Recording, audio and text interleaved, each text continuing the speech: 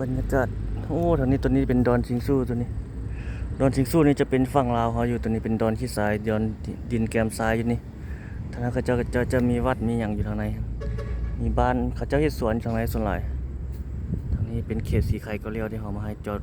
ดินบรรยากาศอยู่นี่ให้ทุกคนได้เบิ่งก้อนเฟืองมื้อนี้เป็นแบบนั้นโอ้โหอยู่แถวนี้งามหลายแถวนี้จะเป็นเขตบ้านสีบุญเฮืองนี่เขามานี่ ไปลินเขตพุ่นละเกาหลีพุ่นแต่ว่าท่าหมูยังบ่มาเลยมานั่งชมวิวอยู่นี่ท่าเนาะตัวที่ตัวสายไฟตัวนี้เขาเจ้าน่าจะเอาไปขายให้ฝั่งไทยเลยตัวนี้มีสายไฟแห้งสูงไปพุ่นเยอะไปพุ่นน้ำคลองนี่ก็ไหลแห้งอยู่เยืบนี่เขามานั่งอยู่นี่ ชมวิวบรรยากาศในยามแรงๆเนาะ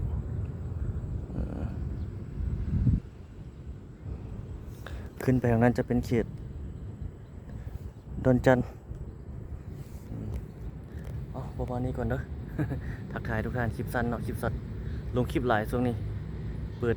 การสร้างรายได้จากเฟซลองเบิ่ง ผู้สาวมานี่ผู้สาวน้อยขี่รถอะไรเนาะกลับแล้วเอา